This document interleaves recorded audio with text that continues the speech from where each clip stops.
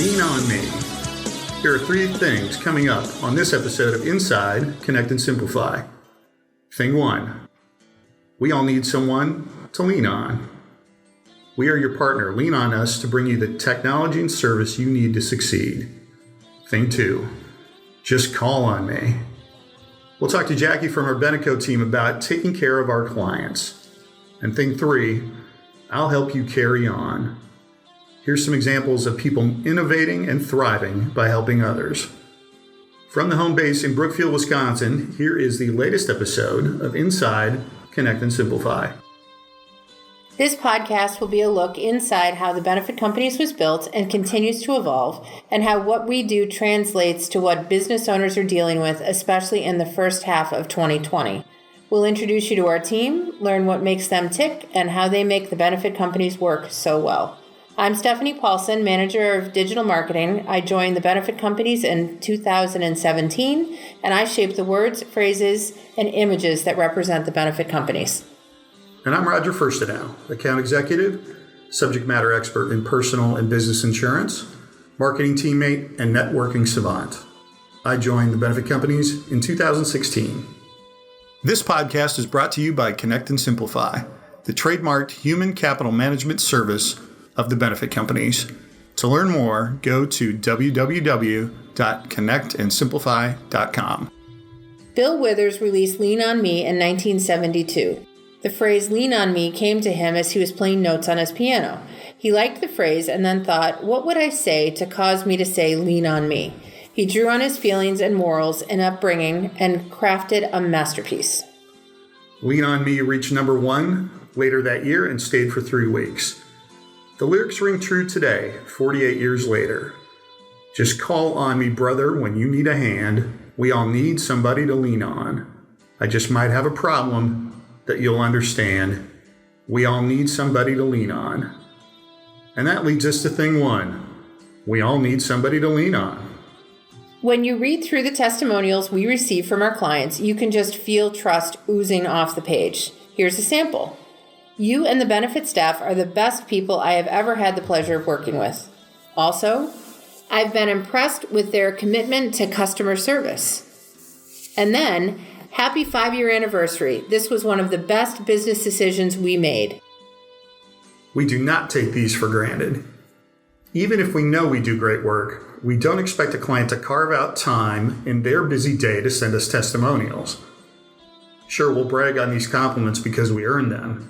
And by earn them, we mean we helped a client, one of our partners, design a solution to a pain they were feeling and continue to give them a reason to lean on us for our expertise.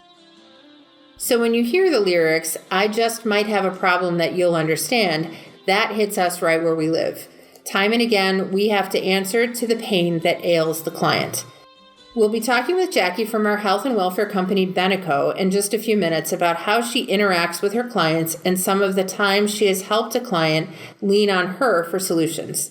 In her role as a client services manager, she is the solutions expert for established clients. Her experience and knowledge of each client sets her apart as a resource that they trust. Going back to those testimonials Stephanie read a few moments ago, they touched on some of our greatest attributes: our people, our service, and improving a client's bottom line. Win, win, and win. So, that brings us to thing 2 for today. Just call on me. And for that, we bring in our friend Jackie, Client Services Manager, working with our employee benefits clients. Thanks for sitting in with us today. Talk about how you came to the company, where you started, and what you do for our clients today. Thanks for having me. I've been with the Benefit Companies for a little over 6 years now, and I've been in the insurance world for just over 15 years.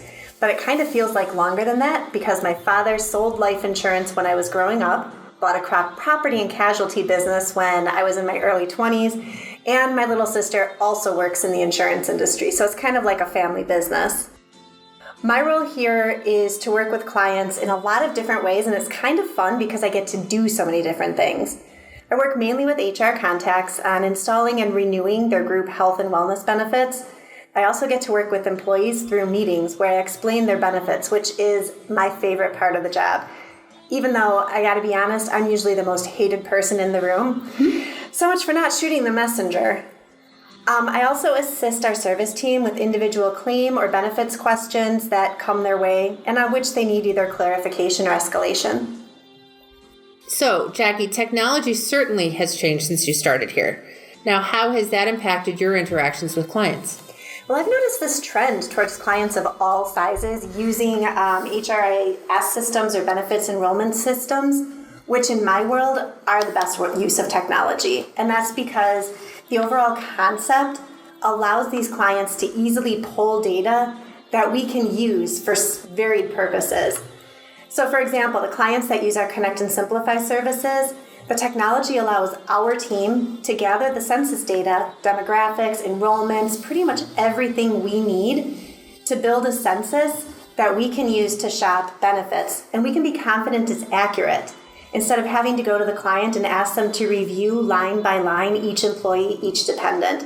Saves them a headache, saves us a headache, and it allows us to shop medical and other benefits much more efficiently. I've also noticed the virtual meeting platforms. They've been essential as well. And surprisingly to some perhaps, not just during COVID. I've been using them for monthly benefit meetings for newly eligible employees, for clients that have employees in multiple states for a little over a year now. And I can see the value of virtual meetings when we return to normal, because they can be recorded and assessed later when employees who might be tuning me out when I'm talking live, which I can't imagine why they would be, but on the off chance that somebody is tuning me out, they can go back to a recorded presentation and review what exactly that crazy lady was saying 20% coinsurance means. So then, Jackie, give me an example of a memorable pain that you solved for one of our clients. This is really tough for me because I tend to be kind of Pollyanna-ish and put the bad out of my head immediately. But most recently, I'd have to say one of our clients with between 50 and 100 employees came to us for additional benefit support because they don't have a dedicated HR department, which is so common in that market segment. You'll find the CFO or the finance person doing all the benefit stuff. So they had 3 major areas of pain. The first one was employee benefits education. The second was managing COBRA. And the third was fielding employee questions that 99% of the time would end up coming our way after the employee asked them. So what we were able to do, we were able to set up those monthly live webinars where I can review the benefits for any newly eligible employee or anyone just looking to get a refresher on the benefits. So that took that responsibility away from the client contact. We also drafted a benefits booklet and 2-page summaries like benefits in a nutshell that could be distributed to newly eligible employees just to have on hand. We found a competitive COBRA vendor, which removed the responsibility of tracking and managing enrollments and premium collection from the client. And that is a major headache, trying to keep all of that in line with grace periods, etc.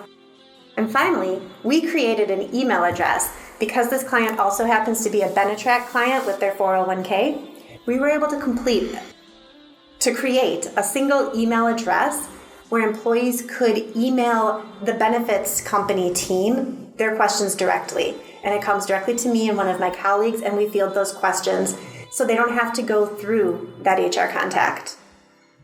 Wow, that's great. So then tell me, how has your relationship changed since you saved your client? Well, it's kind of funny.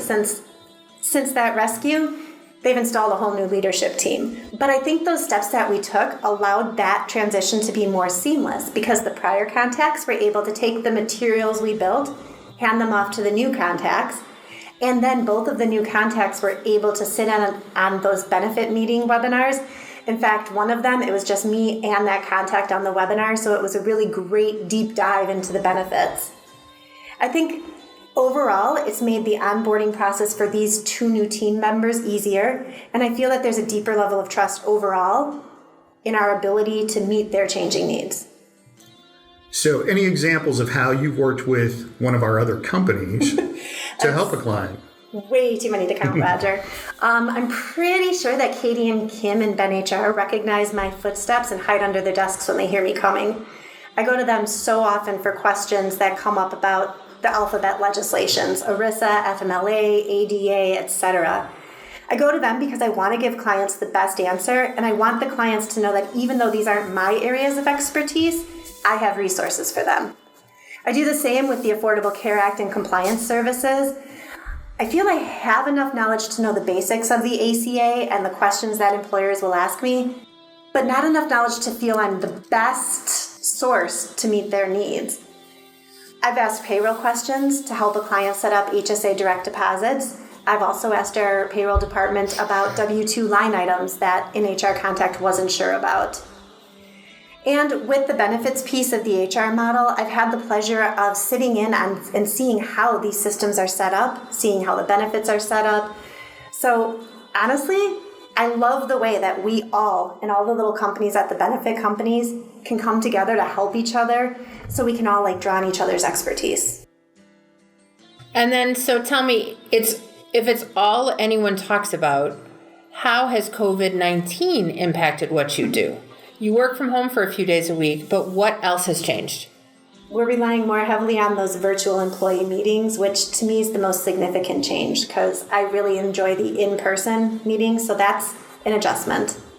We've also deepened our relationship with the Ben HR team as we navigate clients' questions about return to work, the CARES Act, leave related to COVID, and all those other things that I believe Katie addressed back in episode 2.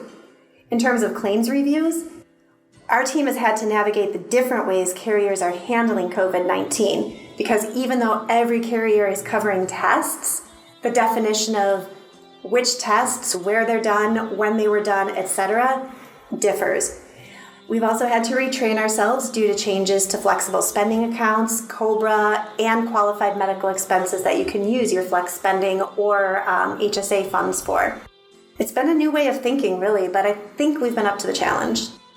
All right, so now a couple of fun questions. So tell me, what is the best compliment you've gotten from a client? So it was indirect. It didn't come directly from the client. I was doing a day of employee meetings last November, actually. I was on site with a carrier representative. And as we were leaving, the carrier representative told me that the client said these were the best meetings our employees have ever had.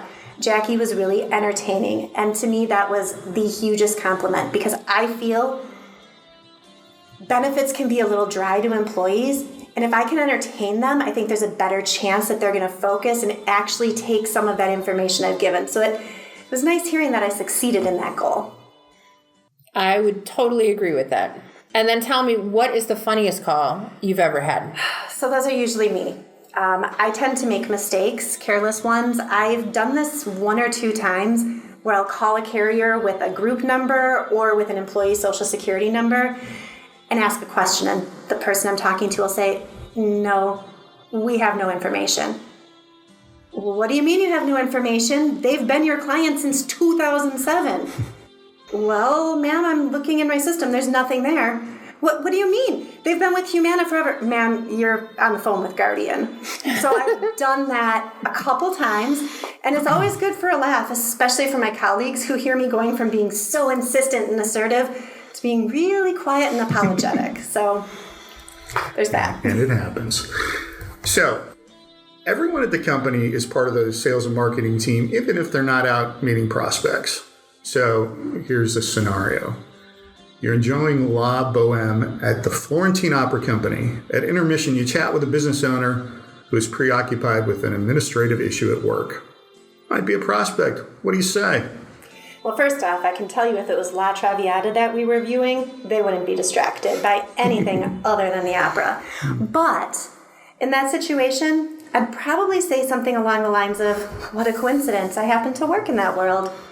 I'd ask what the issue was, maybe offer some advice, either about what I've done or what I know has been or could be done, what I've heard solutions around the office. And if it makes sense, and if I have my purse with me, which I should, but I don't always, but if I did and if it made sense, I'd give them a card to see if maybe we could connect informally. And maybe I could give them some direction. I know we've had other existing clients use Ben HR, for example, as a resource without becoming a Ben HR client. And I feel that that's one of our greatest strengths here at the benefits company is that we don't have to have a client relationship to help someone out. And I think that's the best marketing there, just our willingness to be helpful. I think that would work. So, Jackie, it's your made-up tragic story. So La Traviata it is. That's fine. Thanks for coming in today. Thanks for sharing the info you did. We appreciate the time and having you as a teammate. Thank you for having me. And that brings us to thing 3. I'll help you carry on. From John Krasinski's The Office, some good news, which spotlights people worldwide doing good in their communities, to the local grassroots effort in your hometown. People have shown that when things are not great, you can still do great things. There's a 7-year-old South Carolina kid buying grocery store gift cards out of his chore money for needy families. Or the 9-year-old in California who paid off his classmate's school lunch debt. Or the 11-year-old who is already making blankets for other kids. When COVID-19 hit, she pivoted to masks and has sewn over 1,000 of them for healthcare workers. Or the 16-year-old soon-to-be pilot who used his flying lessons to run medical supplies to rural hospitals. Or even the high school robotics team that modified a toy car into a custom-built motorized wheelchair for a 2-year-old with mobility issues. I'm not crying, you're crying. Though you have to look for these stories, there's a ton of good in the world today. Here in Wisconsin, there are a few organizations you might not know about that are doing great work. They are the Hunger Task Force, Ebenezer Stone Ministries, the Women's Center in Waukesha, Best Buddies Wisconsin, Ronald McDonald House Charities, Link Milwaukee, and Hope Street Ministry. Doing good has got no end. Look at any of these and see if they inspire you. If not one of these, be creative. If those kids can find a way to help, we certainly can. So tie this back to Lean on Me. Bill was fixed on how even when he was not in a familiar city or around friends, he found people who were willing to help him along the way. And his lyrics still hold up today. Lean on me when you're not strong. I'll be your friend. I'll help you carry on. We lean on each other inside the company, and our clients lean on us to be the antidote to their pain. Until next time, thanks for listening. Here's what's on tap for our next episode of Inside Connect and Simplify. I still haven't found what I'm looking for. Thing 1, how many places have you looked? Understanding the market, any market, requires information, and we understand. Thing 2, what are you looking to solve? The solution may be more complex than it seemed. We do complex. Thing 3, maybe it's time to change your process. Pump us for information. We are informed. Again, thanks and be well. This podcast is brought to you by Connect and Simplify, the trademark human capital management service of the benefit companies. To learn more, go to www.connectandsimplify.com.